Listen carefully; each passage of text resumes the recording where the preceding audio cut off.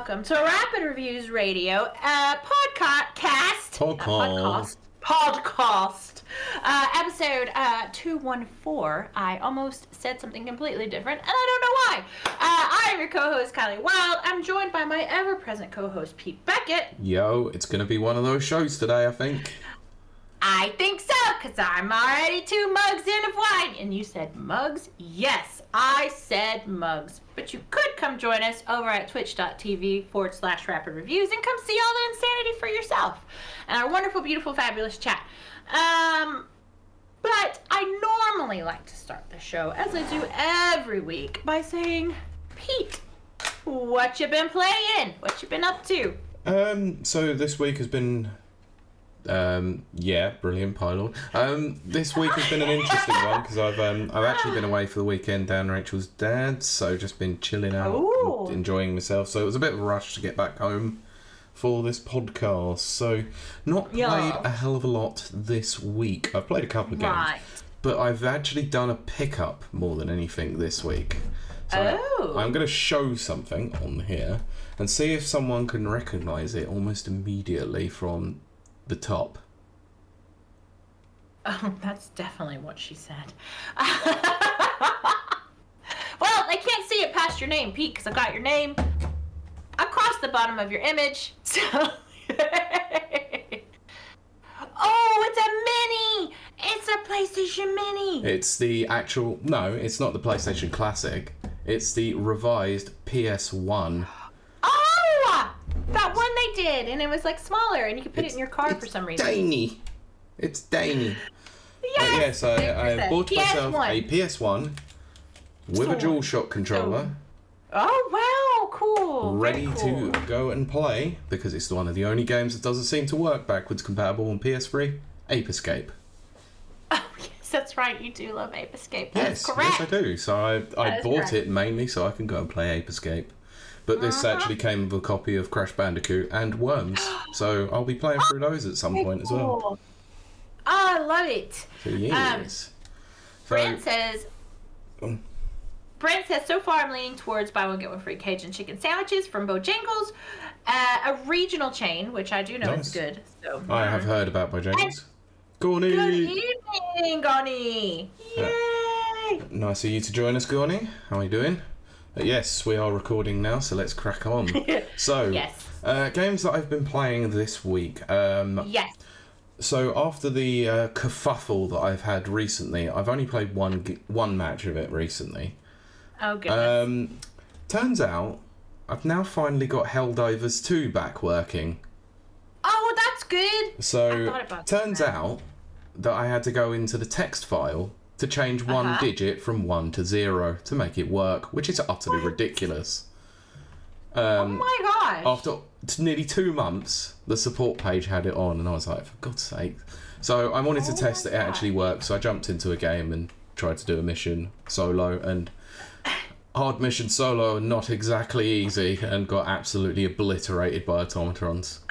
So, anyhow, fun times. So yeah, that's now back working. I'm going to hopefully jump on some games with my friend from work over the coming weeks. I should have more to check back on. Looking forward to playing some more Helldivers soon. That's cool. But I have been playing a new game.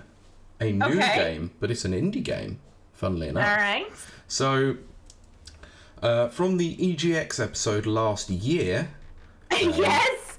There was a game there that I played that I was actually very, very positive about and wanted to try out, and I've been waiting for it to come out. Uh-huh. It is called Stampede Racing Royale. I remember that, but I don't remember what it was. So let me tell you what it is. It is it is a battle royale kart racer for 60 players online. So you go through 3 rounds.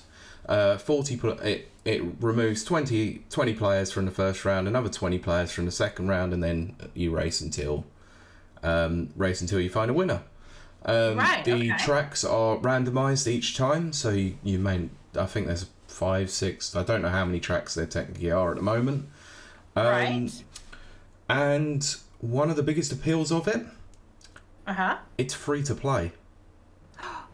Oh, I like bet. It is That's my currently on favorite word. Steam, so it's not. It's only available on Steam at the moment, but they have plans to release a PlayStation, Xbox, and Switch version, I believe, at some point in the future, based on the conversation I was having with devs at EGX last year. I had a lot of fun with it actually at EGX last year. Yeah. And now that I've played a little bit more of it, I freaking love this game. I think it's brilliant. It's absolutely superb. It has some technical issues because it has only just been launched a few days ago, and being an online only, battle royale game, it's going to suffer with a few issues here and there. Right. The frame rate being one of them. I'm not going to say that it dips below a certain amount. It actually it is fluctuating constantly. So it's a little bit off-putting, but it never drops below 60, luckily, which is decent. But it always fluctuates between 60 and 120. So it's a little bit unusual. Right. So probably a little bit more optimization, but there might also be a setting within to cap the frame rate at a certain amount. So I might need to go and have a look through it. I downloaded it the other day. I think it only came out on Wednesday. I played 3 races of it. Came first in the first one, came second in the second one, and came fourth in the third. Oh, so I've done pretty all right. So it's very much like Mario Kart. In fact, direct inspiration was old school Mario Kart, specifically in 64 and Double Dash, especially, and also Crash Team Racing, because some of the items are very similar to Crash and Mario Kart.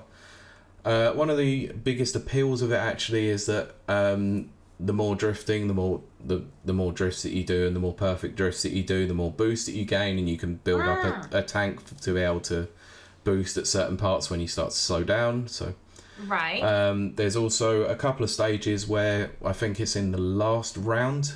A couple of the tracks actually have auto eliminate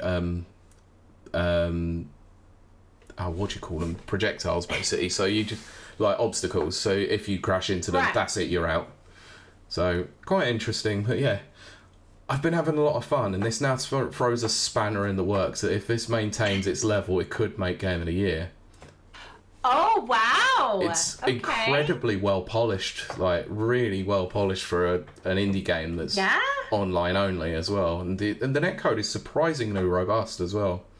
I'm pleasantly surprised. I was blown away by the fact that they had a really good LAN demo of it that was also online at the same time. So they had I think it was through Steam Next Fest or something at the time, but they were actually playing live online with the LAN setups at EGX. So it's a very weird setup, but it was very cool, and I've been keeping this on my wish list waiting to see it, and then suddenly it was like, this is available. I was like, what? No announcement, no nothing. It was just dropped, and that was it. Cool. Obviously, because it's free to play, there's microtransactions. I haven't really seen the state of what they're like. There's battle passes and all that sort of thing, but the fact that you can just go in and play it for free and you'll earn quite a lot of rewards from it, it's perfectly fine with me. Wow. So yeah, very, very positive on this one. I think it's a very solid game, so I'd highly recommend Stampede Racing Royale. Only on PC at the moment, though. Well, that's how it starts. It's fine. But yeah, that's all I've been playing for this week. So, Kiley, let's talk streaming. Let's talk your games. So, yes. If you want, you can catch me over at twitch.tv/KILEY_WILDE, and you can find out all the cray stuff I play. Wait, a food break. Hold on. Brent says, I can buy one, get one spicy Firehouse Burgers plates on DoorDash, which sounds really good. Anything that's spicy sounds amazing, and also burgers are also amazing. Burgers rule, spicy not so much, but if it's to your thing, go for it. Over on my channel, which you can come check me out, I do stream every Monday, Wednesday, and Friday, but sometimes I stream in between. This week we did, I think we started with Resident Evil 2 Remake, which I still love. It's still amazing. It looks great. It plays great. It's way better than that time I attempted to play it with a Luna controller on Luna, which, if you don't know, Luna is Amazon's gaming hub, I guess. Ew. It looked great, but it played like ass. Yeah, streaming latency and the fact that you're playing so on a bad. projector probably don't help. Well, projector latency and then also just the Luna controller is crap. I had a fake knockoff one, but it was the same thing. Is there not? I'm sure you said it at the time. There wasn't a way that you could attach DualShock or DualSense or No, anything to there it. was, and then they stopped supporting it. They stopped supporting it like the week I decided to try Luna out. What the hell is wrong with them? Thanks, Amazon.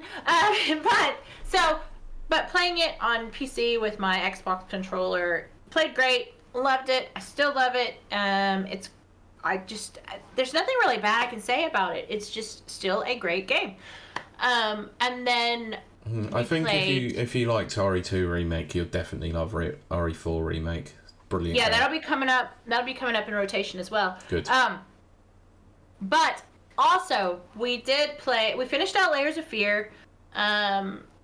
Again, I really enjoy that game. It is a very psychologically F you up game. It's less, well, I was gonna say it's less about jump scares, but that's not true. It does have jump scares. But it is like, it really is, it just plays on your mind. And there's a narrative story behind it, and it's sad and it's tragic, and we got the good ending, which in Layers of Fear, no ending is a good ending. So we got the best ending that you could have got. And I still love it. I just do. I just do. I just really, really enjoy it. When I dropped into the stream, you were on the PT-like area. Yes, and there is very they're very similar. They are very similar because it's on a loop, just like PT was.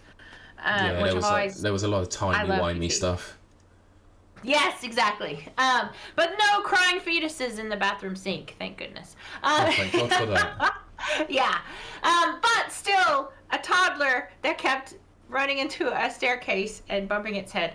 But after that, we did Outlast 2, which I have talked about on this show many times. It is another one of those games that just messes with your head. Psychological thrillers will always be my absolute favorite horror genre. I don't know. Is it a subgenre? Maybe it's a subgenre. And I would say it's a subgenre because you got horror and then you've obviously got different kinds. You've got slasher, psychological, Well, it just absolutely... It's terrifying to me. I think also, and as I said on my stream, my background being raised in kind of like almost cult type area, religious cult, it really echoes and hits home with me in some parts. Yeah, because you grew up in an area that was probably not far from Waco. Yeah, no, it wasn't very far from Waco at all. And if you don't know what he's talking about, go Google that. Waco, Texas, you'll find out. That was fucked up. I lived through that too. But my point being that, so Outlast 2 does really speak to me on a deeper level than I think probably just your normal average horror person.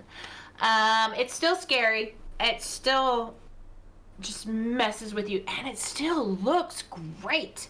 I have no idea how, but it looks amazing. The people don't look great, but the objects look fabulous. Or the environments, that's the word. It's still scary. You have to do a lot of running, which is never good for me. Because I get nervous and I get turned around. And then we played... What else did I tell you we played, Pete? Oh, Hitman! Always back to Hitman. Always Hitman. I do love to play my Hitman. It is my unicorn chaser, as they call it. People over on YouTube absolutely adore it, so I just keep playing it. But I love it, and we're progressing through the story. And 47 is just growing up, and he's being a big boy now, and I just love him. And outside of that, except for me playing Squirrel with a Gun, because I'm stuck on the dadgum boss that I can't beat, that is it for my playtime. Cool. I really am stuck on that boss. It's really annoying me. I'm not gonna lie. Okay. I still need to play it. Still need to play it. Well, I'll tell you what it's like being a female gamer. I know this is gonna there's gonna be so many women that are gonna be so mad at me, female gamers. Go on. But it really helps when you have a boyfriend that can get you past certain parts. That's not very feminist of you. I know it's not, but I really miss that. I need a man to get me through the bits. I don't say it like that, Pete, because I'll regret saying this out loud and it will be held against me. But I miss having a boyfriend that can get me through the hard parts. That's what she said. That's definitely what she said. But yes, that's a terrible thing that I just admitted out loud, and it is there on video forever. Nana clip that. Nana clip it. Oh no. Brilliant. Oh gosh, I'll never be on. What is it? Feminist Network or whatever that I hate. Oh, Feminist Frequency. I mean, it's ended now anyway. It ended a while ago. Oh, good. Thank goodness. But anyway. With Grifter Sarkeesian and unalive Zoe Quinn. But that does it for what games we've played. So that means I toss it back over to you, Pete, as I fill my mug with more wine. I caught it. Because as Pete takes us into the next segment. Yes, we got news. We got plenty of news. I'm gonna do a couple of quick hits. So, first of all, this one came completely out of nowhere. So we'll talk about it briefly, and we've got. I kind of want to do some speculation with the audience and yourself, Kylie, because I'm interested to see what you think about this one. So, this came out randomly in the middle of the week. Nintendo's requested that any player participating in its upcoming Nintendo Switch Online playtest program keeps its test content secret. So this randomly dropped in the middle of the week that they were opening up a online playtest program, which is due to take place between October 24th and November 6th. Players who successfully signed up for the mystery test have been sent documentation on the program, including a series of requirements for those looking to participate. So, this went live, and within 2 minutes it was closed. They filled the 10,000 requirement very, very quickly. Oh, wow! Quite a few major content creators have not even got into this. That's insane! Brent said I tried to sign up for that within the first minute and it was closed. I am not telling you whether or not I did or did not get into it. I'm drinking wine. So, I tried. I definitely tried. So, we don't know what it is. There's been rampant speculation going around about what this could or could not be. I have thoughts myself. I'm not going to put those probably out there. Well, I might actually do. So I want to see some speculation within the chat. So Danker has already chimed in and says Nintendo Switch Online Virtual Console. Highly possible, probably not. It's apparently a software. It's something that you do have to download. Oh wow. Whereas a virtual console would be a complete storefront. Oh, it would, wouldn't it? Yes. So, Kylie, have you got any ideas what you could think? I have no idea because I can't predict Nintendo stuff. I said Nintendo. Nintendo. Nintendo. I can't predict that stuff. Every time I try, it's the opposite. Ooh, Brent has put NSO for Android. Android. Well, it's possible, but I'm not sure because it would be. You do have to have the Switch to do so. So it would be an application. Oh, right. One of the leaks that did come out that apparently the file size for it is about 2 gigabytes. Okay. Interesting. Huh. I have theories. So, my theories are, if this is an application, they are testing something for the next generation of Switch. And I actually think that it's a very high potential built-in voice chat within games. Right. Okay. So kind of like how Epic have it now with Fortnite and Fall Guys within the application itself on Switch. Right. Maybe adding it as a native feature on Switch too. Right. If it is a game, if I'm wrong, this is going to sound so bad, but I don't care. An online only new F-Zero game. Oh, that right there would take people just absolutely by surprise. Mm-hmm. People would be nuts about that.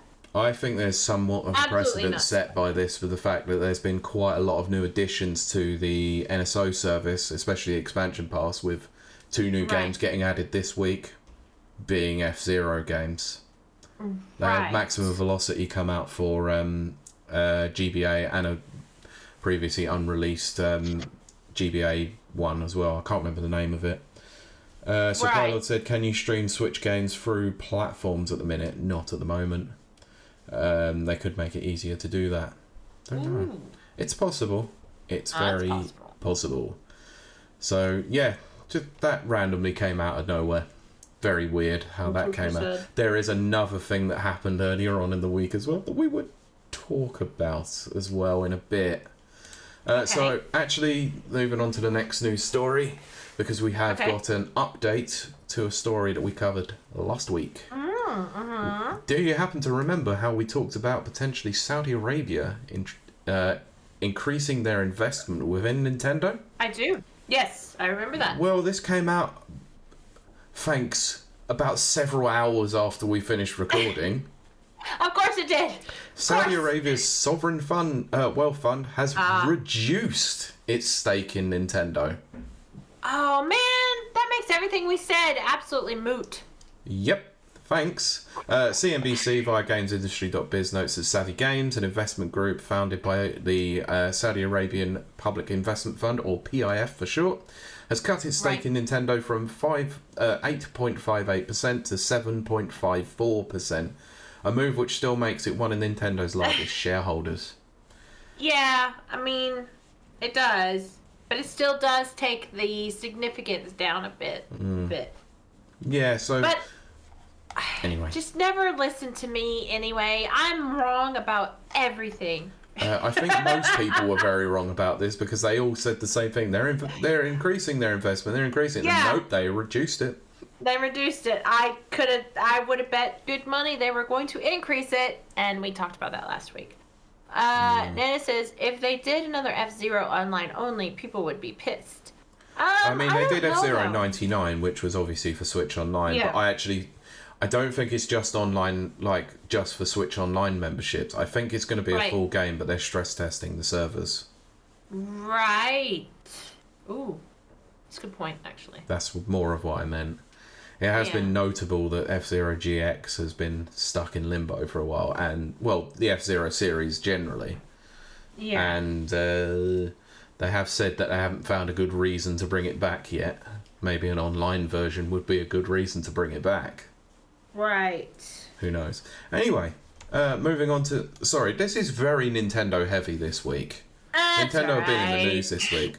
I wanted to bring this up because actually I think this is a nice wholesome piece of content that got released. So, I like wholesome. I love a bit of wholesome because the man of wholesome himself, Mr. Masahiro Sakurai, now notable YouTuber, has ended his YouTube channel. But he's ended the channel with a hell of a banger episode. Right? Because in the final normal episode of his YouTube series, Smash Bros. Creator Masahiro Sakurai posted a tribute to his former boss and late Nintendo president, Satoru Iwata. Aww. So this was... so it's about a 9-minute video, and of course I watched this. It is incredible. It's Japanese only, obviously, but with subtitles, so you can obviously see... So I can read through the story and then I can talk to you about, obviously, what I saw of it as well. So earlier in the year, Sakurai announced that he was on social media to be winding down the channel after 2 years of publishing videos. So a lot of this was talking about game development and how it comes to the goes through the process of creating games and concept art and all that sort of stuff. It's a really interesting channel for those who are actually interested in game development. especially since, you know, one of the things that he was doing was overseeing all the kinds of changes that had to be made in the pre-version of Smash Bros. Ultimate, especially to Sora's animations. I thought it was amazing for that. So, since 2022, he's run his own channel called Masahiro Sakurai on Creating Games. In the final regular video, he focuses on Sakurai's relationship with Satoru Iwata. This is a quote from it: "I couldn't possibly wrap things up without speaking about him." So he talks about the first time that he met him during an interview process at HAL Labs, where Iwata was head of development. Talked about how he made his move onto being president of Nintendo, but yet still had all the time in the world to go and visit him. And talked about his final ever conversation with him as well. Oh. So it was, my God, was it heartbreaking at times as well, because you can tell that these two guys were great friends, you know. Aww. Despite them being in two very, very different positions, you know, one in management, one as a very early, like, lower level employee within HAL, they still built up one hell of a friendship, and it was great to see. And one of the best things that came out from it was the fact that he was always smiling during his interview, which was hilarious, because it's like, I think he even Sakurai even has a smile on his face when he's saying it, that he said it was a bit weird. So yeah, it was quite an interesting watch. So I'd highly recommend going to watch that. If you know much about Satoru Iwata, you probably knew about most of it anyway until that final conversation that they were talking. So yeah, very very interesting stuff, very wholesome stuff. So yeah. Anyway, I like that. Yeah. So, shall we move on to some very weird things that happened this week? Okay, I like weird. Okay, because both of these are going to involve Nintendo once again. Oh, that's right. This is a Nintendo heavy episode. It is. So, if I told you that Nintendo have now revealed their next piece of hardware, what would you think? Like, overall? Like a controller? Is that what you mean? Possibly.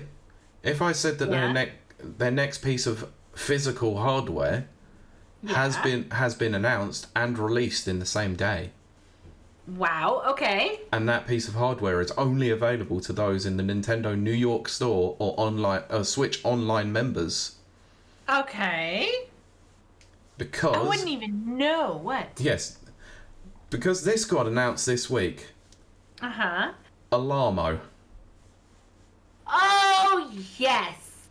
I saw that in one of my Nintendo's Discord.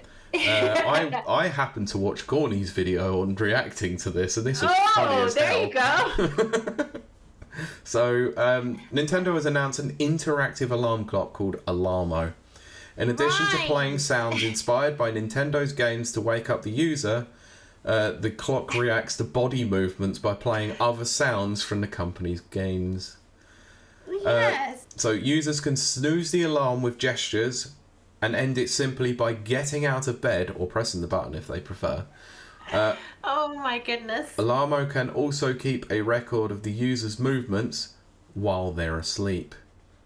That's creepy, also cool. Yes, so the price of this in the US and Canada will be available in 2025, apparently, for a suggested price of $100. Oh my gosh! F off with that. Yeah, it's 90 quid over here. Oh no. Yeah. Absolutely. So no. I'll read some quotes as they come from the press statement. So Alamo responds to your body movements with game sounds and so you can feel like you're waking up in the game world itself. Set an alarm inspired by 5 Nintendo games with more alarms on the way as free updates. So currently the ones that are available are Mario Odyssey, Pikmin 4, Splatoon 3, Ring Fit Adventure, and Breath of the Wild. Oh, Chad has a lot to say about that. I did happen to mention this on a stream, that this would be very, very awkward with two people in the room getting up to some very naughty things. I was gonna say, Pollard says, "This is your alarm clock speaking. Stop touching it or it will fall off." Jaker says, "I know what gesture I'll be doing if it woke me up early." Me too.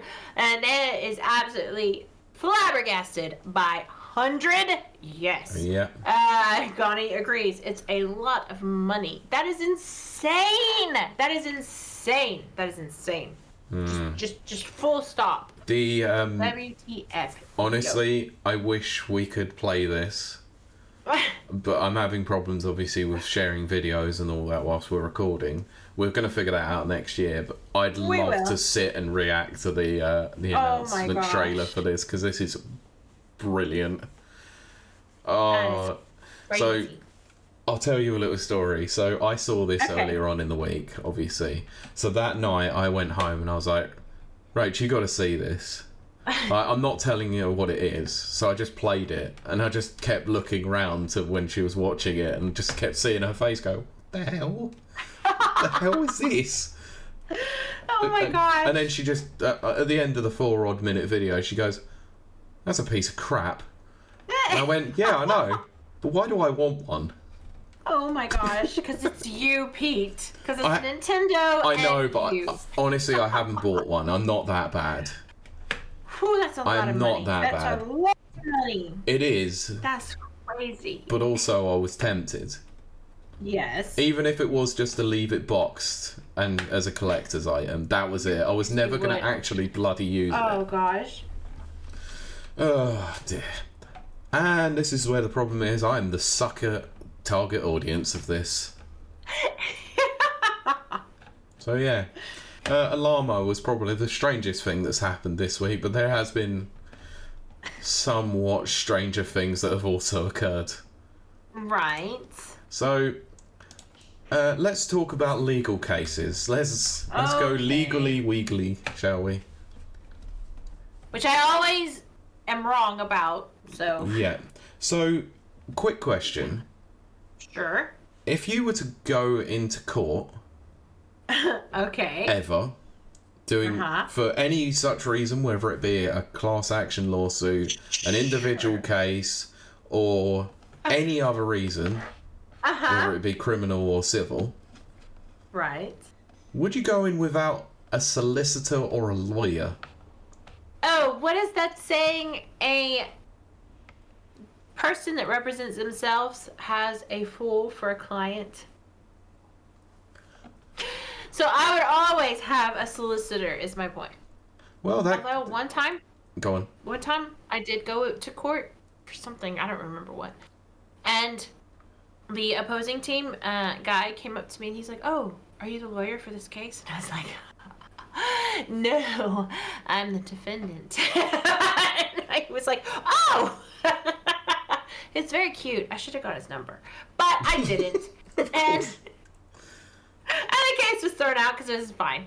Anyway, that meant nothing. Let me guess. In America, why did it even get to that point before it should have even been thrown out anyway? Yeah. Someone should have been doing their litigation properly.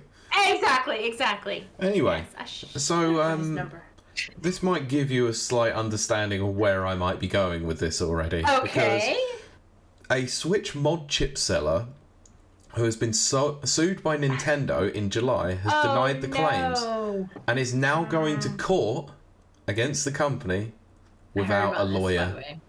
Yeah, I heard about this. Oh, I think most people have heard about this. You can tell that I've put this... For once, I've actually done my due diligence and put together the news as it was happening. Yeah. Weird, I know. It's almost like I shouldn't wait until Sunday to do it all. I know, right? Yeah. So anyway, Nintendo filed a complaint against Michigan-based Ryan Daly, who operates a store called Modded Hardware. I'm glad Pylord hasn't heard about this, and you're in for a treat. Oh. So the lawsuit claims that Nintendo contacted Daly in March and threatened to sue him unless he stops selling modded Switch consoles and the MIG switches, which enables pirated Switch games to be played on unmodded hardware.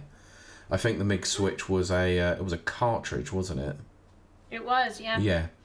So my understanding is yeah. So according to Nintendo's complaint, Daly agreed in March to stop selling the unauthorized devices, but continued to do so, claiming that he was looking for a new lawyer. So Nintendo therefore filed a complaint at the federal court in Seattle, accusing Daly of 6 charges, including trafficking in circumvention devices, Jesus, and copyright infringement. Now Daly, who has yet to hire an attorney, or a lawyer, or a solicitor, however we want to call it across the world, because it's different, has filed a response to Nintendo's complainant, denying any wrongdoing. So, as reported by Torrent Freak, Daly kept his answers short to each of Nintendo's claims, either saying denied or claiming that he didn't have enough information to admit or deny them and therefore denies them. He's also listed 17 affirmative defences in which the defendant introduces evidence which could excuse them from liability, including fair use, invalid copyrights, unjust enrichment, and fraudulent inducement. Okay. So the case is now to move on to the discovery process. So according to the American legal system, discovery process is where they actually go and claim all their, they go and find all their evidence and then submit it to the court. Yep. Why do I know so much about U.S. legal system?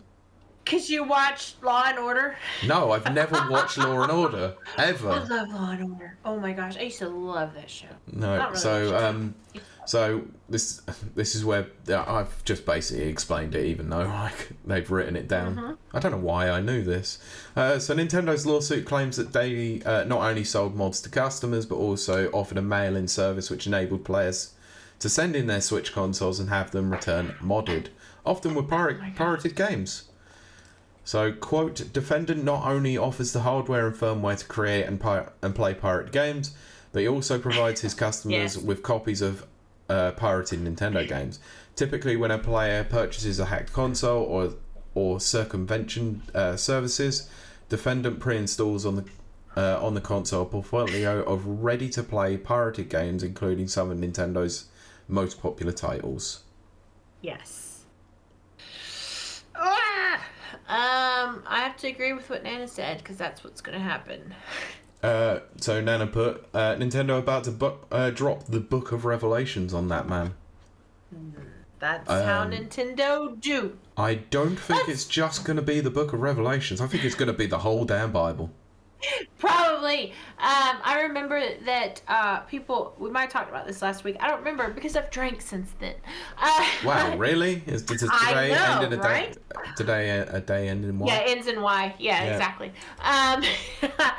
But people were shocked that Nintendo went after Power World. No. Which I was like, I know on my show, or this show rather, we've talked about Nintendo going after Power World. Not even just going after Power World, how unbelievably robust and aggressive they are when it comes to protecting their copyright. And for some reason, people just either thought it wasn't going to happen or just really seemed surprised. And I'm sitting there going, Nintendo is the most litigious company literally ever. Like, ever. And why people think that they're not going to go after, Power World or this, their, the ROMs and the I'm saying ROMs, emulators and all of that. I mean, over the last, 5 weeks maybe, we've talked about Ryujinx, we've talked about Yuzu, we've talked about this. Yep. Man, Power World. Yeah. So, I mean, they're known. They've been known. We've been knowing this, as they say. And so, for people like me and Pete, it's not a surprise. Nintendo is very litigious. They're always going to be that way. And in some ways, I can't blame them. In some ways. I'm of two minds. Because there is me, who's like, libertarian of front, exactly, everything should be free and everything, nobody earns money in this socialist empire, basically. Exactly. But then there's the more, I always say I'm a Trotskyist socialist. Go look that up. If you want some interesting reading. Politics, let's move on. No, but I'm saying No, I know. me as a business owner, a creator, a blah, blah, blah, content creator, blah, blah. I want my IP protected. Mm-hmm. So I'm of two minds. In some ways, I can't fault Nintendo for what they do. No. I mean, if any of my, in 2015, I had some books published. Oh, you're going to talk about this? Yeah, hey, those books, by the way, I had 2 books published. I was a really good writer once upon a time. But those books actually appeared on a Russian website for free. You could download my ebook for free. Suddenly, I didn't care so much about Trotskyism. It's like, that is my intellectual property, and you're getting it for free.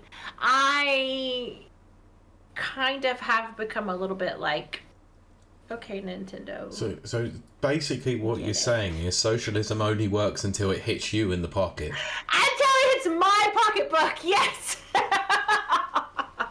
Then you become a filthy capitalist. Then suddenly, oh my goodness, yes. But so in some ways, I say that to say that I can kind of understand. I know I do. I'm not going to there's no kind of about it. I do understand Nintendo's position. I do. It sucks, but I do. No, I completely get it. They have a copyright. They have to hold, maintain it. And the minute they are seen to not protect their copyright is the minute they lose their copyright. That's it. That's the unfortunate side of copyright law and all of that. Yeah. They have to be seen to actively defend it, no matter how. Like, people look at this and they go, oh, they're very strict with their copyright. Obviously, it's their bread and butter. They kind of have to. Exactly. So I really can't fault them, but at the same time, yes, I am still for, the working class. I'm for all access. It's a bit of cognitive dissonance that I have, and that's fine. I embrace that. Yeah, I agree, but it's a very interesting side of things, isn't it? It depends on what side of the social ladder you sit on, If you haven't got a lot of money, probably like you were back in the day, you were thinking, oh yeah, everything for free, I want everything now, and I want to play everything that I can. We've talked about this before on the show, I 100% sell the 7 Cs, interpret that as you will, up until, 2-3 years ago, when I could afford not to sell the 7 Cs. Like, I will buy Wolverine and Deadpool. I have no problems with that. But that's because I'm a very different person now, and I'm in a different place in my life. Yeah, I mean, I'll give you a real world example. Undertale, game that I absolutely love. The first time I played that was technically an illegal download of it. Played through it, loved it, bought it 3 more times. So I bought it on Switch, bought it on PC, and bought it on Xbox. Exactly that. I used that as a demo period. Yeah, like I don't fault people for sailing the 7 Seas. I really don't. I'll never judge. I'll never fault. Maybe don't do that to my books, though. Maybe buy my books. Yeah, I mean, there's been plenty of people that I've known over my time who've been like, oh yeah, I'll download this, and like if I like it, then I'll give them money. But then you cut out there. You cut out. Sorry. Right there. There's been plenty of people. They go, oh yeah, I'll download this game for free, or this piece of music, or this movie, or whatever. Yeah. If I like it, I'll go and buy it, or whatever. No, I have done that. Yes. In about 95% of the occasions, they've not actually done that. Yeah, but see, I will do that. I will as well. Yeah. Like I said with Undertale, did it straight away as soon as it was available to be able to purchase on platforms. I did it. Right. It's the main reason why I keep saying just release a goddamn version of Mother 3 that I can buy so I can actually freaking pay for it. Same with Mario RPG. As soon as I was able to buy it, I bought it. I bought it on the Wii U Virtual Console, and I bought a physical version of it, the Japanese one. So. Fine. Yes. I'm so happy I did that because now I feel a little bit better about myself for not playing a pirated version. There you go. Yeah. It's fine. Yeah. It doesn't help when your game isn't released in this frickin' region. I mean, honestly, yes. Nintendo sucked back then, all those years ago. For that, Yeah, they Europe, did they for that. proper dicked over so many times. Like, if you're going to get a game, it's about 2 years later. And if you do get it, it's probably going to be a crap version of it anyway. Yeah. It's like, yeah, thanks, Nintendo. It's not like we really wanted to play these games, was it? Cheers. Yeah, exactly. Right, let's talk... I'm going to drink another wine. Do it. This right. is of my own accord. Okay, I think this one's going to be might be a quick story, but I think we're going to have to cover a couple of things when it comes to this particular company. Let's talk Google, shall we? Oh, okay. Interesting. Because there has been some litigation that seems to have gone on recently involving the Google Play Store. Right, okay. And Epic Games. Okay. So, a US judge has issued a permanent injunction ordering Google to open its Android marketplace to competitors. So, the ruling, which will come into force in November, means Google will not be able to block the distribution of third-party Android app stores through Google Play. It will also grant third-party apps stores access to Google Play's full catalogue of apps. The ruling's most significant development yet in Epic Games' long-running antitrust lawsuit against Google, which said on Monday that it's planning to appeal today's verdict. So that was a few days ago. Pete, you got cut out. You read the last sentence. Okay, so it says that this is a significant development in Epic Games' long-running antitrust lawsuit against Google. Oh, right. Okay.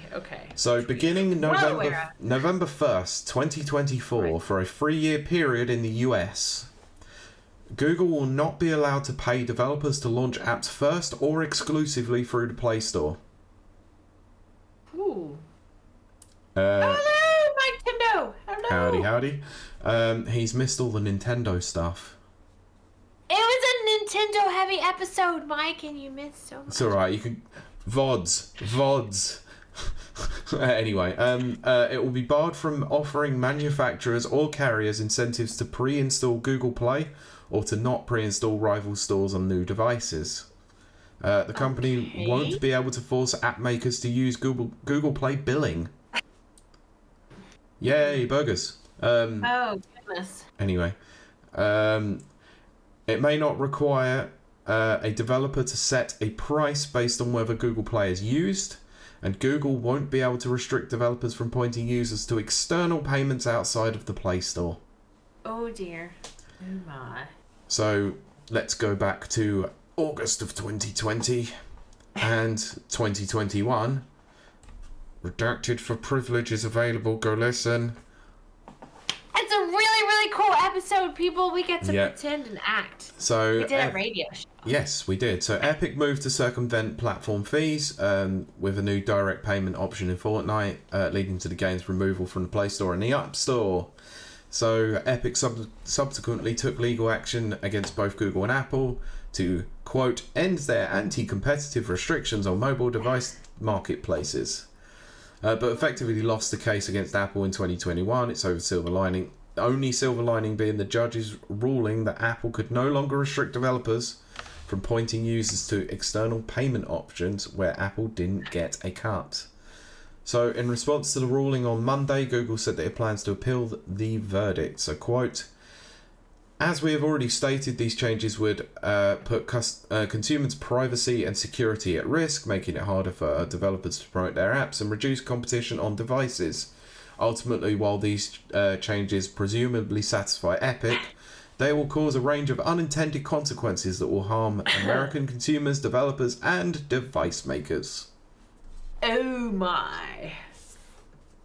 Yes. That's insane. So, that is very insane. This is another big step towards Epic potentially getting their own marketplace on rival companies. Which is what they've wanted. Please go listen to Redacted for Privilege. Yes, it's also on YouTube as well, I believe, so you can see not watch it, but you can listen to it on there. As are all of our episodes. Yeah.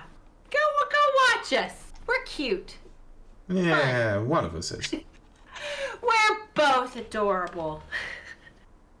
AdDORKable. That's the word. We're AdDORKable. Is that an episode title? There you go. We're both AdDORKable. Cool. So what do we think? This is what Epic's wanted. I mean, I don't know how I feel about it. I'm gonna be honest. I don't know how I feel about it. I don't know how I feel. I really don't. Like, I'm trying to formulate, like... I'm so divided. Because... on one hand, of course, Google should be able to do whatever the frick they want for their Google Play Store. It's their technically their intellectual property. They can do what they like. Exactly! They can do what they like! Comes back to, obviously, what we were talking about before. Exactly! But then again, Epic also have that same right too. Yeah, exactly. So, I don't, like... It's weird to me... I don't know. Like... It is weird when I buy games to stream. Sometimes I buy from the Epic store. Because they're cheaper. I mean, honestly, I'll be honest. Yeah, there's also free games on there. There's free games. Yeah, I got a free game this week. I forget which was, like a space game. I keep forgetting to actually look at those free games. Oh, I get a little freaking reminder up in my... It goes blink. Yeah, but my Epic used to remind me. Look, my Epic Game Store doesn't automatically open like Steam does, so I just keep forgetting about it. I can't be bothered. Yeah. I don't want too many marketplaces open at once. Well, okay, so that's my next point. Pete literally has just kind of said what my next point was. Which is, we've got so many frickin' stores. Mm-hmm. You've got the Xbox store. You got on PC alone. You've got Steam. You've got GOG. You've got CD keys. Epic. Well, I meant more the launchers themselves. You've got got the Xbox PC games. You know, Steam, Epic Game Stores, GOG, Ubisoft, Battle.net. Yes. It's mental. It's so many, and it's just spreading everything all over the place. Which is why I think most PC players just go, nah, Steam or bust, or that's it. You know, that's all. Well, I usually go, I'm not going to lie, I do usually go to Steam, and then I check and see if CD Keys got it cheaper. Yeah. If not, I'll go, if it's an Epic game, I'll use like an Epic creator code of some person that I know, and that, you know, so that's always kind of fun. There's a little bit of a kickback to them. Exactly. So, I mean, that part is good.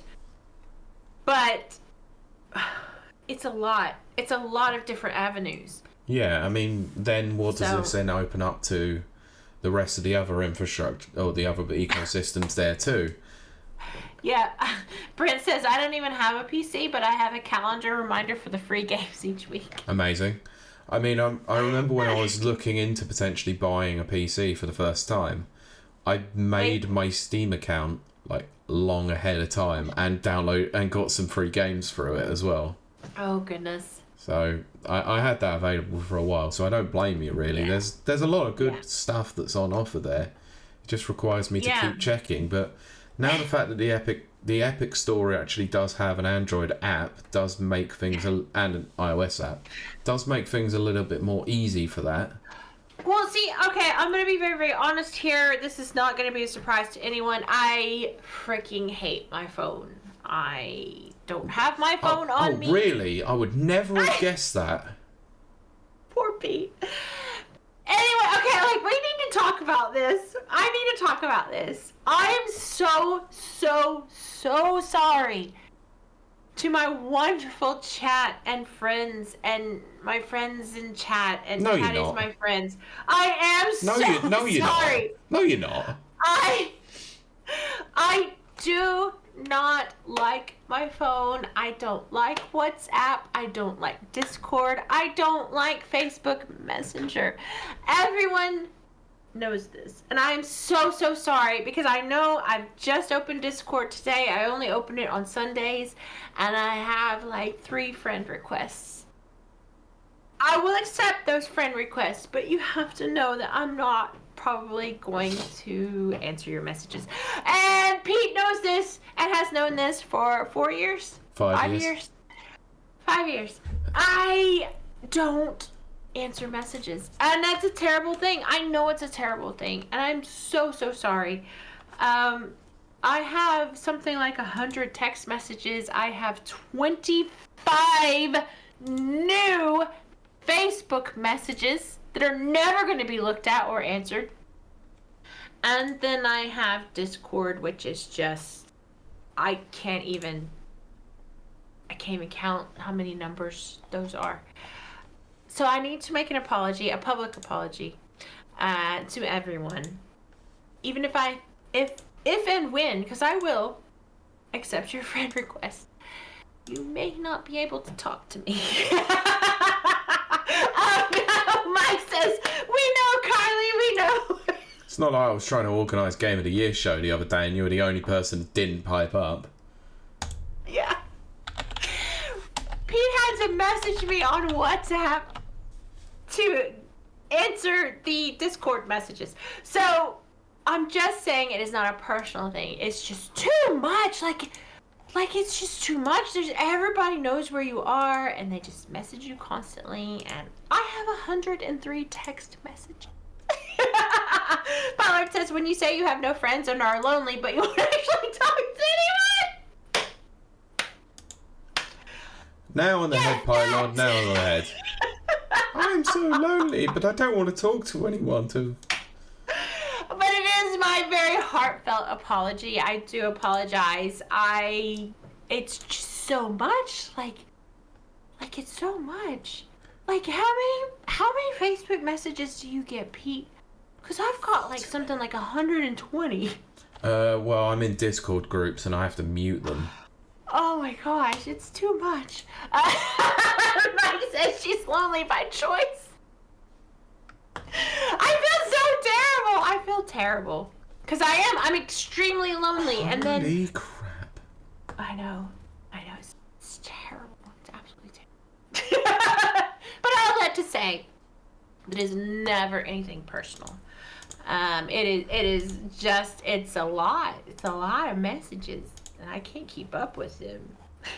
Do you know that people, I know this is a sidetrack, but I can't help it. People use Facebook Messenger like a texting service. To me, Facebook Messenger is like email. Does that make sense? People do, because you have the ability to make phone calls and stuff like that if you link your phone number. Oh, okay. Because like people will be messaging me like normal, like, hey, how are you? And I'm like, but this is for asking me questions about my business, or what are we doing here? And that's why I have so many Facebook. I don't answer them. Mike says, don't worry, Kylie, being social is exhausting. It is. And that's why I love my chat when you guys come talk to me over there, because that makes sense to me. That makes sense. Like this, like chat, our beautiful, wonderful chat right now, makes sense. Yeah, because you can leave it. No. Yeah, at the end of the episode, you can go, okay. Oh, right, okay. Whereas, I've got people just messaging constantly. Messenger, and I'm like, no, I don't exist. I'm not alive. Yeah, including your own co-host. Okay, yeah. See, we need to make that a very prominent thing. It is not personal, because I know that. Pete, my co-host for 5 years. It's any wonder how this episode is carried on for 4.5 years with the lack of communication. Yeah, there's only one person that I ever talked to, and they're no longer in my life, so I'm just not good at responding. I respond here very good, very well. Let's see. Kylie only likes to talk to us while she is streaming. True. I love talking to you guys while I'm streaming. You guys just make streaming the whole reason I stream. Yes. Okay. I do wonder, psychologically speaking, if there's a difference between talking and typing. I know that sounds silly, Probably. but There is a big difference. Yeah. I love chat. Absolutely love chat. Right. When she's not streaming, she's not speaking. But Mike's not wrong. That's actually true. I don't talk to anyone all day. I go to the gym and I go to work and that's it. Yep. Right, shall we move on to the next story? Because I've got another Android story to talk to you about. Oh, okay. So, let's talk about Xbox. I've got a couple of news stories that relate to Xbox. Exactly, Pylord. I don't talk to anyone. Xbox. Yes, Xbox. So, we all know that xCloud or the game streaming app didn't exactly work well, did it? Yes. So, there's going to be some changes coming up soon to it, especially on Android. Okay. Because Xbox players with Android devices will soon be able to buy and play games directly from the Xbox app. Oh, I like that. Actually, I like that. So, Xbox President Sarah Bond posted a message on X which referred to this week's US court ruling that Google has to open its Android marketplace to competitors. Oh, look! It's almost like they linked. Yes! Look at those two stories. Look at that synergy. Gotta love that synergy, right? It might also have some more synergy in a minute when it comes to another Xbox story, but we'll carry on. Quote, the court's ruling to open up Google's mobile store in the US will allow more choice and flexibility. Our mission is to allow more players to play on more devices, so we are thrilled to share that starting in November, players will be able to play and purchase Xbox games directly from the Xbox app on Android. It's not immediately clear which games will be available via the app, or whether the features will extend beyond the US to players in other regions. But this is also been doing the rounds with certain other journalists. I think Tom Warren being one, stating that it's going to be very possible that games that you own are now going to be streamable. So this was what was coming out before this was shared. So it might be that games purchased on Xbox, like on the console, might actually be able to be streamed via the Android app. So who knows what's going on there? But this is a big thing. Especially since you might actually be able to buy Call of Duty on there and play it on your phone. Ah, interesting. With Call of Duty coming out in the next couple of weeks, this is big news for them. So Xbox are making some moves, let's say. And I actually think this signals more of their intent to drop their hardware eventually. Right, okay. I'm going to be honest, I think Xbox are looking for a way to possibly drop the console requirement and have it available to all other platforms, everywhere, anywhere, because they're on PC, they're on Android, they're going to be on iOS at some point. They've got the Samsung app as well, so game streaming is a thing there. Right, okay. Who knows whether or not Xbox might make a new console in the future. I know Phil Spencer did say that they still have a commitment to it. Yes. But a commitment is a commitment, and a commitment can only last as long as it keeps going. I think there will be. I mean, the next generation for sure. I think beyond then, I don't know what's going to happen after that. Yeah, I mean, that is true.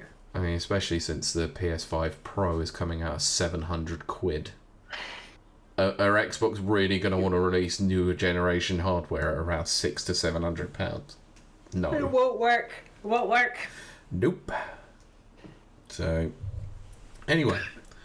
So, yeah, this is an interesting one. I think it will be a big move for Microsoft. They've been long behind in the console sales for a while anyway. So this just means that they're opening up to further.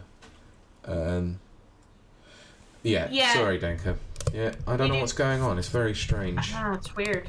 Very weird. It's cutting out. Yeah, it's cutting out in weird places. Anyway, let's see what's going on. Doesn't matter. Shall we move on to the next story? Yes. I've brought this up mainly for you. Because you may have heard about this that was going on last week. Okay. Let's talk Halo, shall we? Oh, yes. Yes. Let's talk that. Nana brought this to my attention. But... Oh, I'm sure he probably did, but this was already on my radar last week as we were recording.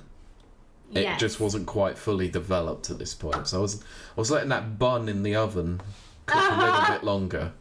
Yes. So, Halo developer 343 Industries are no more. Crap, you just cut out, but go ahead and say it again. They're no more. They're done. They're kaput. Yes, they're over. That is correct. Because they're now being rebranded as Halo Studios. And has announced that it's working on multiple Halo games with Unreal 5. Oh, goodness. So, the news was shared during the Halo World Championships tournament. It debuted a video showing a technical test of various Halo-themed locations running within Unreal Engine. The studio stressed that the footage shown isn't a game, but it's a glimpse of what they might be able to achieve within UE5. The game engine is a framework used for the development of games, and the cost and the effort associated with creating the original engine are high.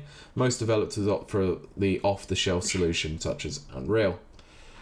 It was also the fact that, let's be honest, 343 took a long time to develop the slipspace engine, and it didn't go down particularly too well. No, it did not. Especially on first reveal. We all remember Craig. This show definitely remembers Craig. In Craig we trust.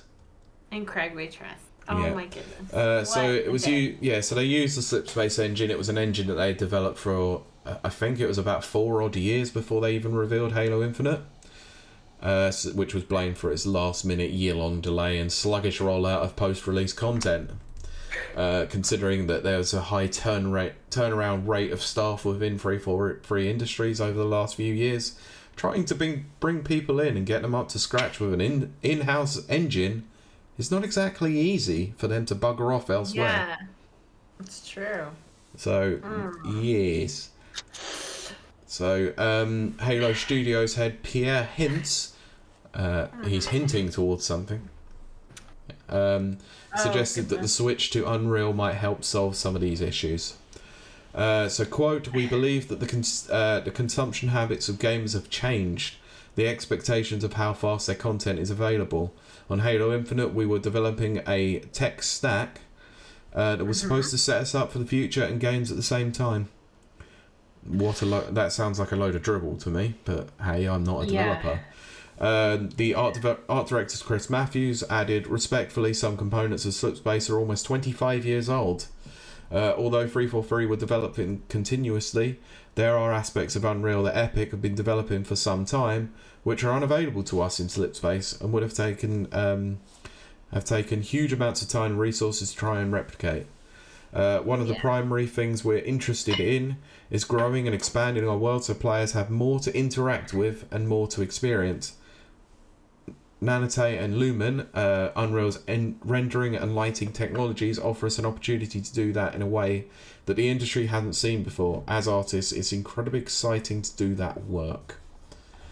So I'm not going to go into a lot of the drivel here. Basically, I think that explains some of it, let's say. But yeah, the main focus is for them to completely shift their way of doing things because it hasn't been working for all of Infinite's development.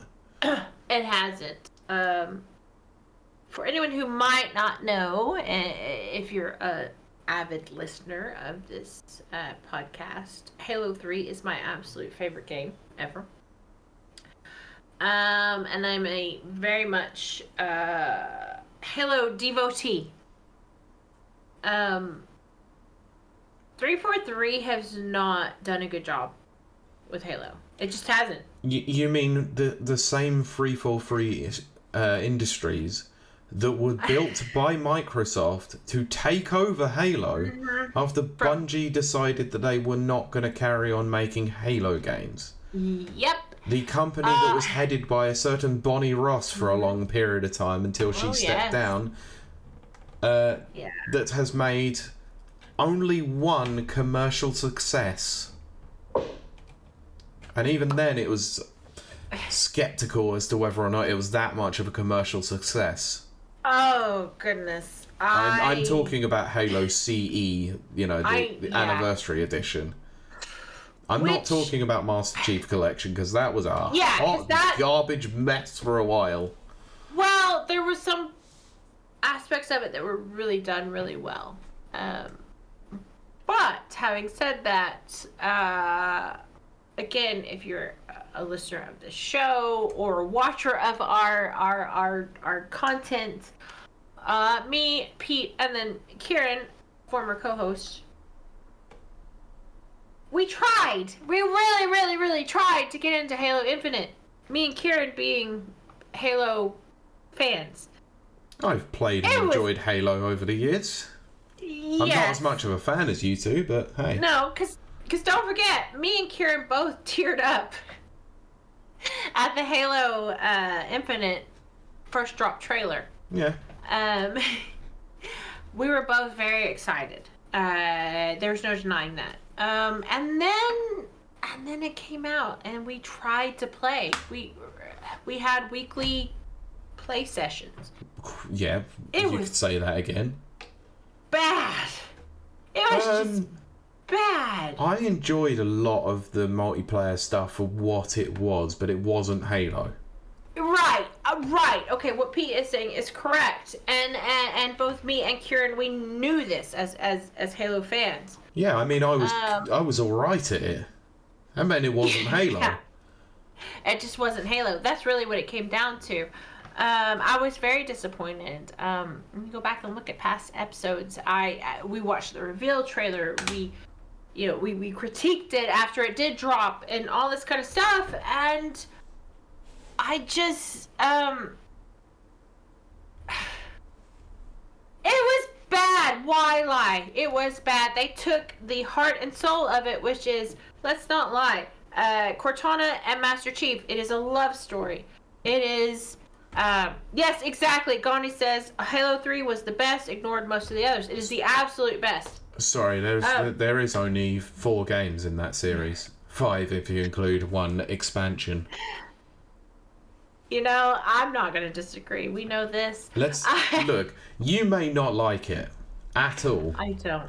But Halo ODST is still better than Halo 4, 5, and Infinite put together. You know what? You're not wrong. Halo ODST is good as a separate entity. It doesn't have the same music. It doesn't have the same storyline. It doesn't even have the same mechanics. It does have the same, enemies. No, it runs on the Halo 3 engine. That's about all that it shares with it.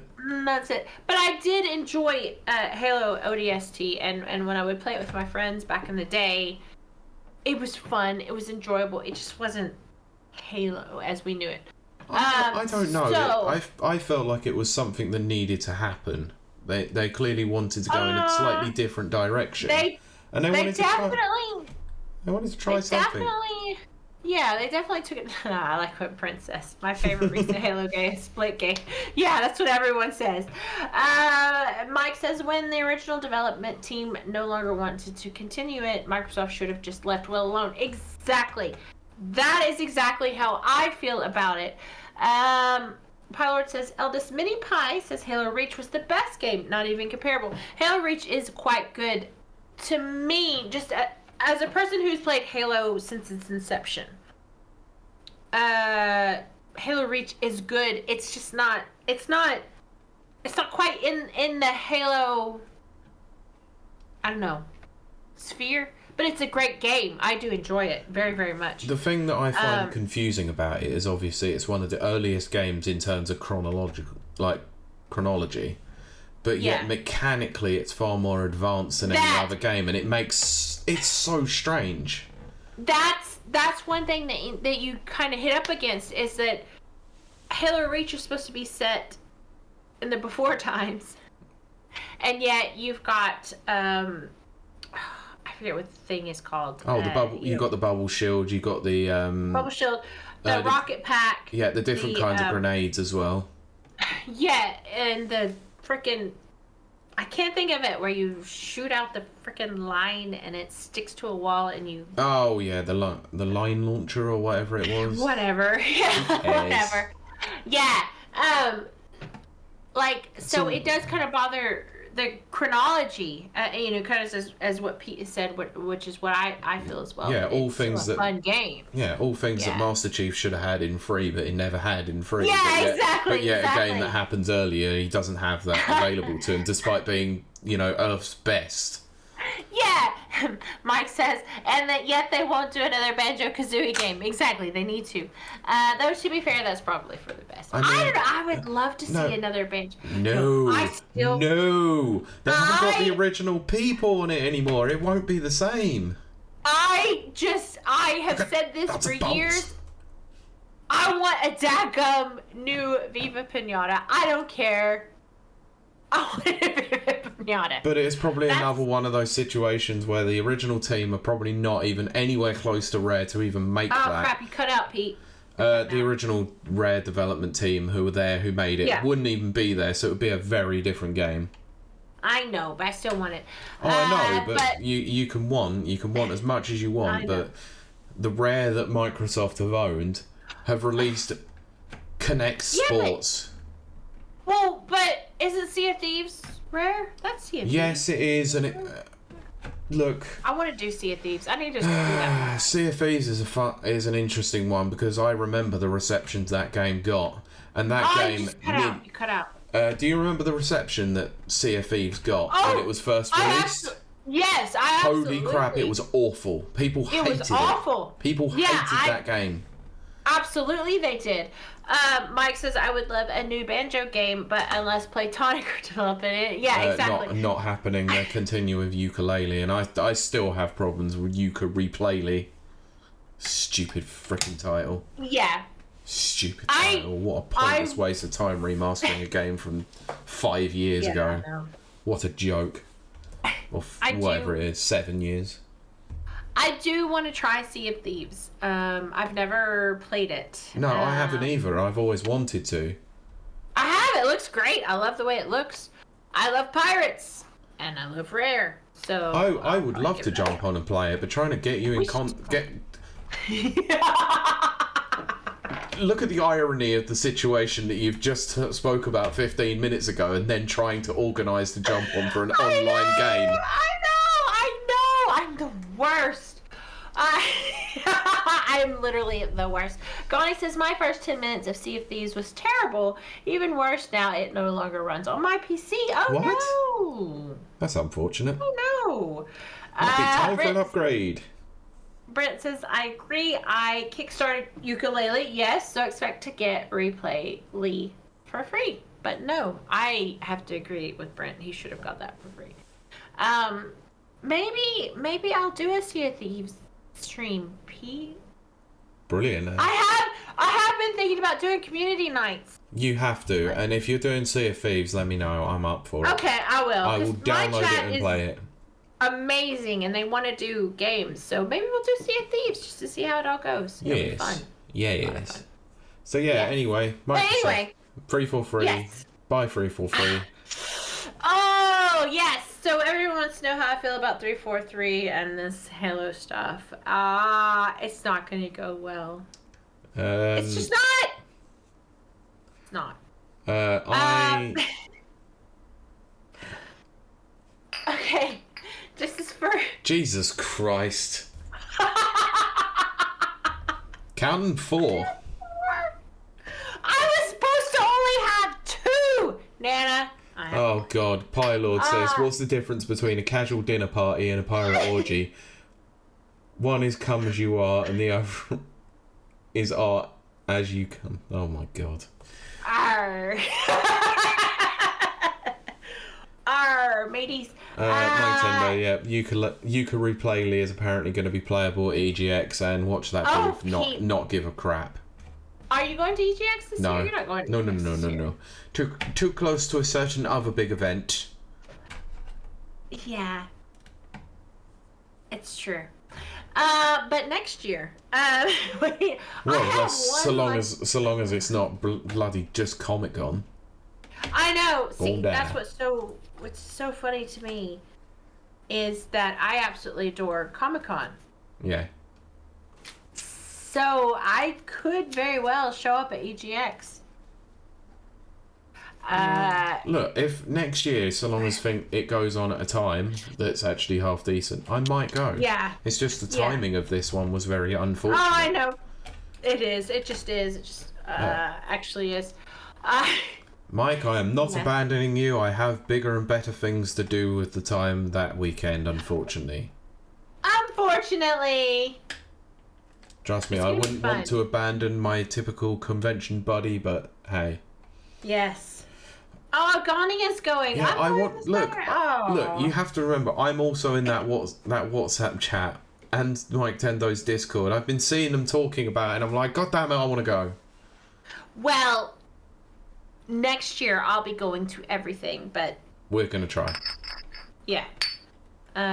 We'll see. Pete and I, we went to a bunch this year. Well, but... we did WASD this year. You did. What was it? I did Debug Awards. That's the one. Yeah, Debug Awards. I want to hopefully do that next year. Oh yeah, it's so fun. I wanted to do format as well, but yeah. I know. Format, just the timing was off, is all it is. But yeah, we need to have Simran back on the show, by the way. We do, yeah. I was watching that the other day. That was a great interview.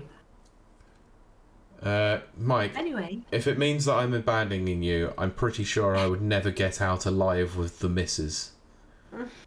There you go. Yeah, I'm pretty sure I want my nuts intact. Tell me again how awful marriage is so I won't be sad. I don't know. I'll tell you in a few weeks. Marriage is wonderful. I just want somebody to love me. I mean, Pylord could probably tell you. Pylord in the chat, thank you.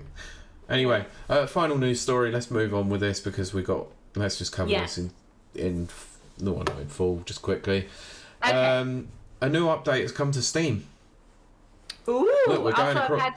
Look, the only 5 mugs. Yeah, the only thing that we haven't spoken about this week is PlayStation. Oh, we haven't. No, we haven't. So, Steam now warns users that they are only buying a license to play a game when checking out. Ooh. Okay, this is a thing we need to talk about. Shall we read the story first and go on? Yeah, read the story first and then let's talk about it. I'm getting bored, can you tell? Mike Tendo, why not both? Why not both? Anyway, in an update to the checkout process of the popular digital storefront, a message now appears reading, a purchase of a digital product grants a license for the product on Steam. While this has always been the case, such warnings have previously been reserved for terms and conditions pages. God, we'll read that in a bit. Oh my gosh. This comes not long after California Governor Gavin Newsom sucks. Signed a new bill that will forbid digital storefronts from using the terms like buy unless customers are explicitly warned that they are paying for a license to a game which may expire at any time. Right. We kind of went over this a while ago anyway, so yeah, I just wanted to talk about this because, yes, whilst it is, this is the forever future that we have with digital ownership. Yes. Yay. I like Steam, but this sucks. Oh, goodness. Yes, Nana, agreed. So Pylor put in the chat, marriage is like a deck of cards. It starts with diamonds and hearts and ends with a club and a spade. Amazing. I want to know, though. I want someone to love me. I think I could be wife material, maybe. Probably not. I'm not really wife material. Okay, I'm just going to say this, and there's no behest had with this. The key to a successful relationship and marriage is communication. And communication is not exactly your strong suit. That's very good, Pete. That's very good. That's very good. Yes. Oh my gosh. Britt says, unfortunately, it won't be over even after inauguration. That is very true. Talking about the U.S. voting cycle. God. Thank you, Mike. Mike says we all love you, Kylie. Yes. Even Yes, if I'm not wife material. It comes from a place of love that I tease you constantly. Yes, exactly. Paolo says, to be fair, I'd be much happier if my wife never talked to me. Pays half the bills, never talks to you. That's very good. Maybe one day, some fabulous man will love me. I doubt it. Damn, Pete's firing on all cylinders tonight, says Mike. Yes, he is, 100%. Britt says, you would not believe the hoops I have to jump through to vote this year. I know it's getting crazy over there. Shall we talk about that in the post show? Because I want to know more about that. Yeah, we can. Nana says, I'm gonna ask because I know love is pain point for Kylie. Can I clip that part from Pete? Yes, you can. Please do. You can. I mean, it sums up our entire 5-year period. I mean, it does. Yeah. Speaking of 5 years, it's been exactly 5 years through the day that we started this podcast. Oh my gosh, has it really, Pete? 13th of October, 2019. Oh my gosh. Oh wow. Pete is the longest person that's been in my life. Wow, I'm honoured. I wish you would text me sometimes. I know, see? I wish you wouldn't leave me on red. But that is so everyone knows it is never personal. It is never personal. I'm just terrible at Feels communication. personal to me. Oh, no. Absolutely not. Absolutely Actually, not. to be fair, I must clarify, she never leaves it on red. I don't. She just doesn't open it. I just don't. I pulled that down. I see it on the drop down, and I went, oh, okay, I'll talk later. Oh my gosh, yeah, Nana is right. Which means I've known Kylie for like 7 years now. Because you were part of the original. Yeah, we were. Nana and I used to work for a different company, different video game reviewer site. Nana was 17 years old. I was thinking about this the other little day. 17-year-old Nana. 17? Probably still 6'2", or 6'4". Absolutely. Guys, I kid you not. When you meet Nana, and you will, because he's going to be at everything, Nana is, what, 6'5"? Easily? However tall. Probably even more? Oh Look, my gosh. I had to look up. I was like, oh my god. Yeah, He's the nicest guy, though. Oh, the gentle giant, as they call him. Absolutely. But I'm so not used to people being taller than me.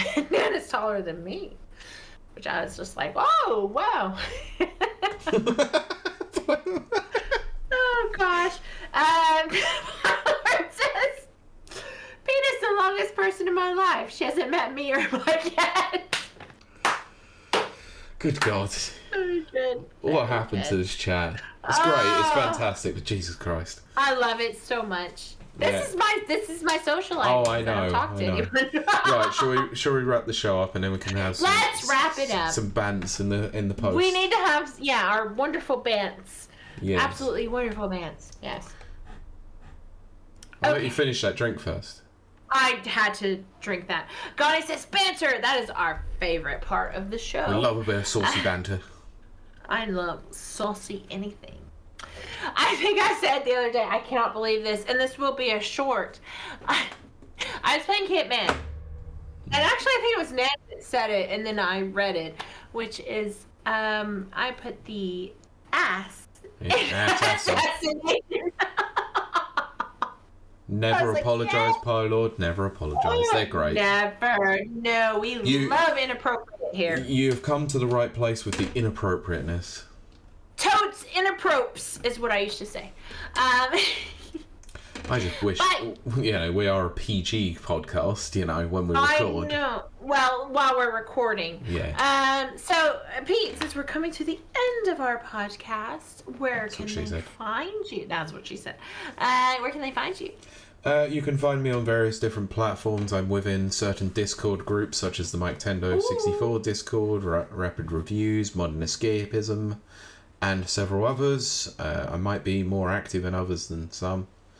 But you can listen to my dulcet tones within the Never Watchers podcast, a film and TV show related podcast. We are hopefully planning on doing something again before the end of the month. But we'll see on that. I've got to talk to Kurt and see what we're covering next, because I don't think we're going to cover Agatha until after November now. Ooh, okay. Every time I see that, when I go to the Disney whatever section of my Amazon Fire Stick, I'm like, oh, Pete's going to be doing that soon. I haven't watched any of it yet. I have not watched any of it. It does not even look remotely interesting to me. I didn't even like WandaVision, so watching a sideshow about frickin' Agatha is not something I give a crap about, but hey. I liked WandaVision, not like, not as much as I like Loki. I liked it because I have that kind of weird thing where I love retrofuturism or whatever. But to watch a frickin' whole thing about Agatha, just who gives a Anyway, so yeah, we're gonna probably cover another movie at some point, one that one of us has or hasn't watched. So then we'll be back after November for other I like other what stuff. Mike just said. We'll get to that in a moment. So, Yes. Other than that, covering, I'm on the Rapid Reviews Radio Twitter page. So, yeah. Come hit us up on there, even though it's very inactive for a while. Kylie, what about you? Where do they find you when you're streaming? Oh my gosh, you can totes find me on Monday, Wednesday, and Fridays over at twitch.tv/KILEY_WILTE. I absolutely do love my chat. You guys are amazing. Most of my chat is here tonight, and I absolutely adore my chat. Because weirdly, yes, I don't socialize. The only time I socialize is when I stream. I know, it's weird. So come check me out. Mondays we do, first of all, I have to be honest, all of October we're doing spooky, scary games, sort of. But normally we do Mondays, we call it Mayhem Mondays, which is FPSs. Wednesdays, Weird Wednesdays, and Fridays are Frightening Fridays. And I do stream sometimes, surprisingly, between. That's usually when I'm feeling very lonely. And then I stream and you guys come talk to me and it makes my day. But I love it. You guys are amazing. Go follow me on YouTube. I'm also on YouTube. I'm also on TikTok. I think that's all. You can follow me over on Instagram, but it's just gym stuff and food. There's not a lot there. But I recently found out that I can make tortilla chips in my air fryer. Oh, of course you've got a bloody air fryer. Yeah, I do have an air fryer. And I put those daggum tortillas, I cut them into triangles, and I put them in there for 7 minutes, and I made tortilla chips that are half the calories of regular tortilla chips, and I'm so happy. And it means that you don't actually have to order any and worry about gluten. Exactly. Pilot says she loves her chat as long as we don't. No, I love it when you talk to me. I'm just so bad. I'm so bad about, I don't know really why. I do know why. And we'll talk about this more off air. But it's because I have so many messages, people message me constantly. And I'm just like, I don't know what to say. Because, even my cousin, he messaged me. I feel so bad saying this, because he's probably going to see this. And he's like, hey, Kylie, I haven't talked to you in forever. How are you doing? And it's like, I am here. I don't know. What do I respond to that? And then Lollipop, Mike says, Lollipop Chainsaw Repop. I need to play Lollipop Chainsaw, actually.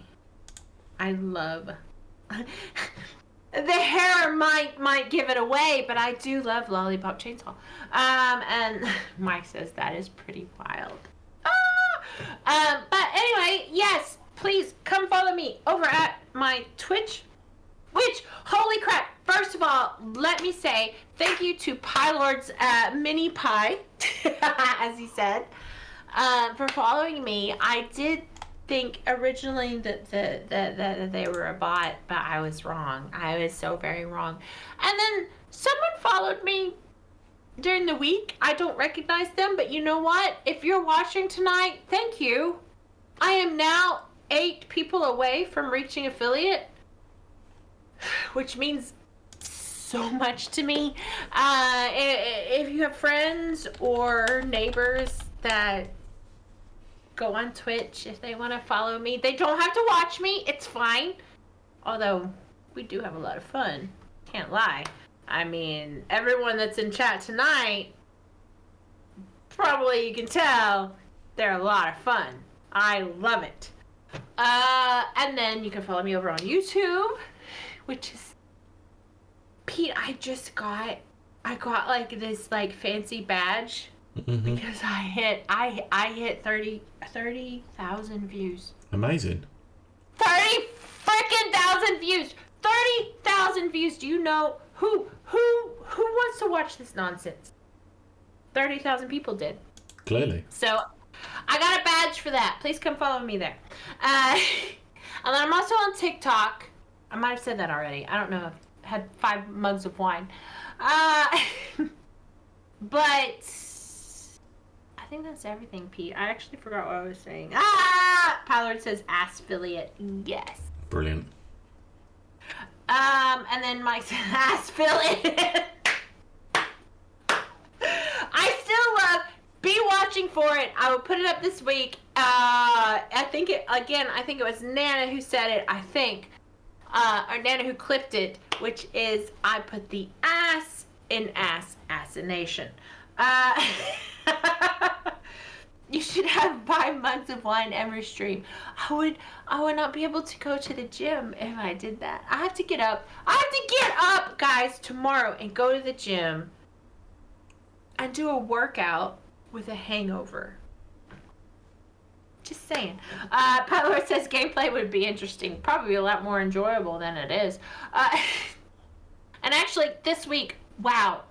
Pete, you realize this is my closeout. This is the outro. I'm fully aware of it. Okay, just wondering. Because I'm just rambling. No, really? I would never have guessed.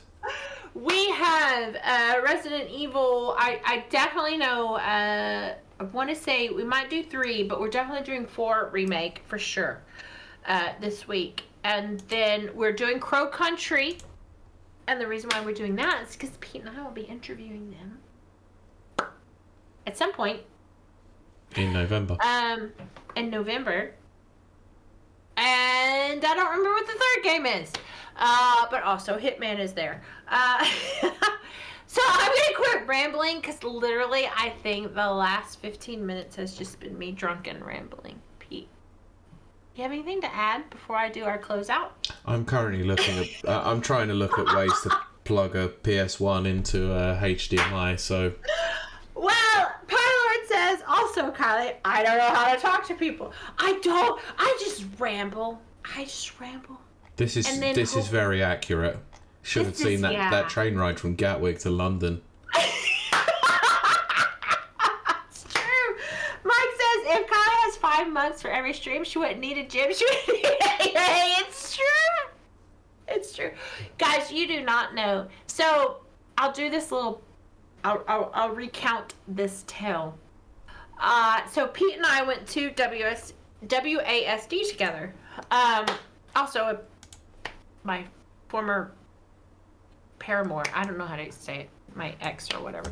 Anyway, so we went there and we had a great time. It was good fun. And then I got massively drunk on the 3rd day. Again, go listen to that episode, the WASD, because my wonderful, fabulous girlie that I love and adore, she gave me vodka in a water bottle. And Pete had to chaperone me on the bus, or train, not bus, train back to Gatwick. And I was fun. I was so plastered. I was just absolutely plastered. I had fun. It was a great time for me. I had fun too. Yeah, I'm sure you did, Pete. I haven't felt like I've needed to make sure someone gets back for a flight for a long time. And he had to message the person that was worried about me and say, look, she's fine. She made it back. And then it took me longer to get home than it did you. It did. Oh my gosh, that flight back to Belfast was like 25 minutes. It wasn't really. It was like 30 minutes. It took me I live 10 miles from Gatwick Airport. Yeah. And yet it took me an hour to get home. It took me like no time. Oh no, it's crazy. Anyway. Let's move on. Let's go. Let's call this a day. We'll call this a day because I haven't ended the show, and then we'll do our lovely banter afterwards. But we do thank you so much for joining us. Connie says, good day. It was really... but we do thank you so much for joining us. It means the world to both of us that you guys tune in and you watch and you listen and everything. It's like, do the outro. Mike is like, shut up. Just get on with it. God damn it. I mean, for real though, if I did not have, like, there's no way that my person would have let me go if Pete hadn't been there. Put it that way. But yeah, get on with it. Yes. Anyway, we thank you so much. Get on with it. We will see you and talk to you next week. No, we won't. No, we won't. No episode next week. We'll see you in 2 weeks. We'll see you in 2 weeks. Bye. Bye. Thank you for listening to this episode of the Rapid Reviews Radio podcast. You can find the podcast on Anchor FM, Spotify, Apple Podcasts, and various other podcast platforms. You can also find the video version by searching Rapid Reviews on YouTube and watch the podcast recording live on Twitch at twitch.tv/rapidreviews at 7:30pm UK time every Sunday. Please make sure to follow the podcast on Twitter at RRRadiopod, and for all the latest reviews visit www.rapidreviewsuk.com or on Twitter at RapidReviewsUK.